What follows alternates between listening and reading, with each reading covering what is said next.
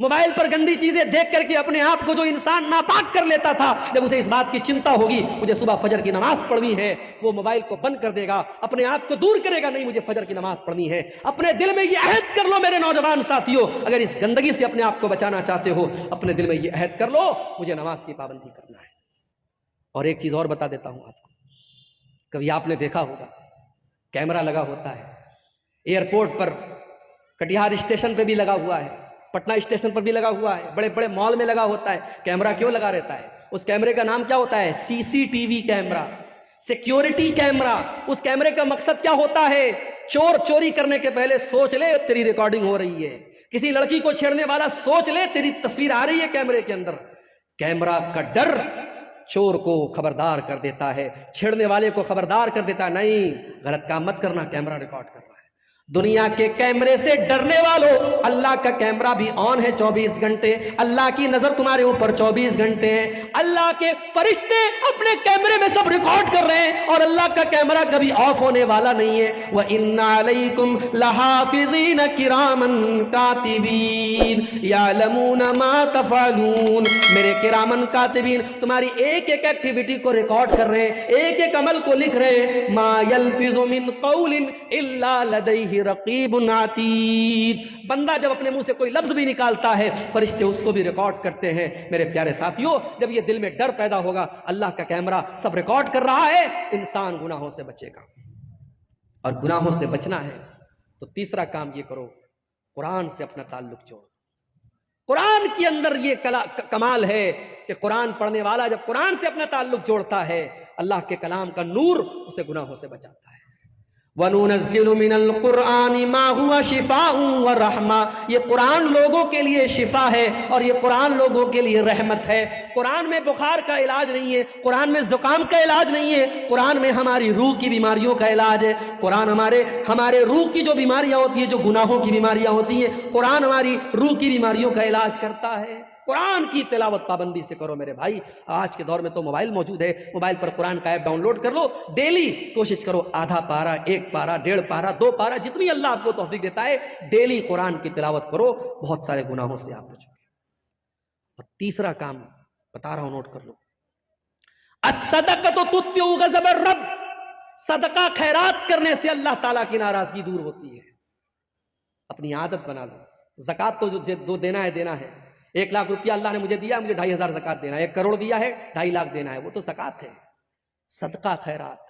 نوکری کرنے والا ایک اپنے اوپر پابندی کر لے، 50,000 روپیہ نوکری میں تنخواہ مل رہی ہے، 50,000 بہت ہوتا ہے، ہر مہینے 500 روپیہ میں صدقہ کروں گا۔ زکوٰۃ جو سال میں دیتا ہوں وہ الگ ہے، صدقہ کروں گا۔ دکاندار ہے، دکان پر ڈیلی 1000 کی بکری کرتا ہے، طے کر لے 1000 کی بکری ہو رہی ہے، 50 روپیہ روز صدقہ کروں گا۔ صدقہ کرنے کو اپنی زندگی کی عادت بنا لو۔ اور میں اپنا پرسنل ایکسپیرینس آپ کو بتا رہا ہوں، بہت ساری مصیبتوں کو اللہ ٹال دے گا، بہت سارے گناہوں سے بچائے گا، بہت سارے ایکسیڈنٹ سے اللہ تعالیٰ آپ کو بچائے گا۔ میں نے زندگی میں تجربہ کیا ہے، صدقہ خیرات کرنے سے اللہ تعالیٰ بہت سارے مصیبتوں سے اور گناہوں سے ہمیں بچاتا ہے میرے بھائی۔ اور پھر بھی اگر گناہ ہو جائے توبہ کر لو میرے بھائی۔ وَمَن لَّمْ يَتُبْ فَأُولَٰئِكَ هُمُ الظَّالِمُونَ۔ جو توبہ نہیں کرے گا وہ بہت بڑا ظالم ہے، توبہ کرنے والا ظالم نہیں ہے۔ تو ایک کہاوت ہے کہ صبح کا بھولا شام کو لوٹ آئے تو اسے بھولا نہیں کہتے۔ اگر کوئی سدھر جائے تو لوگ کہتے ہیں یار سدھر گیا، مگر جو سدھر جائے، جو سچی توبہ کر لے، اللہ کا قانون نرالا ہے، اللہ کی رحمت نرالی ہے۔ جو سچے دل سے توبہ کر لے اس کا انجام کیا ہوگا؟ فَأُولَٰئِكَ يُبَدِّلُ اللَّهُ سَيِّئَاتِهِمْ حَسَنَاتٍ۔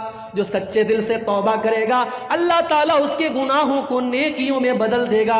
کل تک اس نے جتنے گناہ کیے ہیں اللہ اس کے گناہوں کو کنورٹ کر دے گا نیکیوں میں، اس کے نام اعمال میں نیکیاں لکھ دی جائیں گی اگر سچی توبہ کرے گا۔ اور سچی توبہ کس کو کہتے ہیں؟ یہ آخری بات بتا رہا ہوں، اس کو نوٹ کر لو اور بات ختم کرتے ہیں۔ میں بھی بیمار ہو گیا، آج اتفاق سے منیہاری گھاٹ سے کٹیہار تک بائک پر بیٹھ کے آیا، ٹھنڈی ٹھنڈی ہوائیں چل رہی تھی، سردی کا کافی اثر ہو گیا، مجھے تو لگا کہ تقریر بھی ہو پائے گی کہ نہیں ہو پائے گی، لیکن اللہ جزائے خیر دے، یہاں کے لوگوں نے دوا وغیرہ کھلائی اور وکس وغیرہ کی بھاپ لے کے میں آیا تو آپ کے سامنے میں تقریر کر پایا ہوں۔ یہ اللہ کی توفیق ہے میرے بھائی، اور آپ لوگوں کی محبت ہے کہ میں نے آپ کے سامنے اتنی باتیں رکھ دی۔ یہ آخری بات بیان کر کے بات ختم کر رہا ہوں کہ جب ہم توبہ کریں تو قرآن کہتا ہے صرف توبہ نہیں کرنا ہے، توبوا الی اللہ توبۃ نصوحا۔ سچی توبہ کرنا ہے۔ سچی توبہ کیسی ہوتی ہے؟ نوٹ کر لو، سچی توبہ وہ ہوتی ہے جس کے اندر 3 کنڈیشن پائی جائے۔ پہلی کنڈیشن یہ ہے، آپ جس گناہ سے توبہ کر رہے ہیں اس گناہ کو چھوڑ دیجئے۔ شرابی توبہ کرنا چاہتا ہے، شراب چھوڑ دے۔ زانی توبہ کرنا چاہتا ہے، زنا چھوڑ دے۔ بے نمازی توبہ کرنا چاہتا ہے، نماز پڑھنا شروع کر دے۔ جس گناہ میں آپ مبتلا ہیں پہلے اس گناہ کو چھوڑ دیجئے، پہلا کام۔ دوسرا کام، اپنے گناہ پر شرمندگی محسوس ہے، یار میں غلط کرتا تھا، مجھے ایسا نہیں کرنا چاہیے تھا، یہ احساس ہونا چاہیے۔ اگر یہ احساس ہے کہ میں نے غلط کیا تو یہ توبہ کی پہلی سیڑھی ہے۔ اور اگر گناہ پر یہ احساس بھی نہیں ہے، آپ غلط کر رہے ہیں، کسی لڑکی کے ساتھ غلط آپ نے کام کیا اور آپ اپنے دوستوں میں فخر کے ساتھ بیان کر رہے ہیں، تو یہ ڈھٹائی ہے، یہ چوری اور سینہ زوری ہے۔ اور یاد رکھو، جو اپنے گناہوں پر اتراتا ہے، گناہوں پر ڈھٹائی کرتا ہے، اللہ تعالیٰ کے اس کی مغفرت کا چانس بہت کم ہے۔ اللہ کے نبی فرماتے ہیں، میری امت میں سب کی معافی ہو سکتی ہے مگر اس کی معافی نہیں ہوگی جو کھلم کھلا گناہ کرے گا۔ تو پہلا کام گناہ کو چھوڑ دے، دوسرا کام گناہ پر شرمندہ ہو، اور تیسرا کام کیا کرنا ہے؟ آئندہ فیوچر میں، بھوشیہ میں اس گناہ کو نہ کرنے کا پکا ارادہ کرے۔ پکا ارادہ، یہ نہیں کہ شام کو توبہ کر لی صبح کو پھر وہی کام کرنے لگا۔ پکا ارادہ کر لے مجھے یہ کام نہیں کرنا ہے۔ یہ 3 چیزیں اگر ہیں تو سچی توبہ ہے۔ اور چوتھی چیز اور شامل کر لو، اگر آپ نے کسی کا حق مارا ہے، کسی کا پیسہ لے لیا ہے، کسی کو گالی دے دی ہے، کسی کی غیبت کی ہے، تو اس سے جا کے معافی مانگ لو اور اس کا جو حق لیا ہے وہ حق دے دو، تب آپ کی توبہ اللہ کے یہاں قبول ہو۔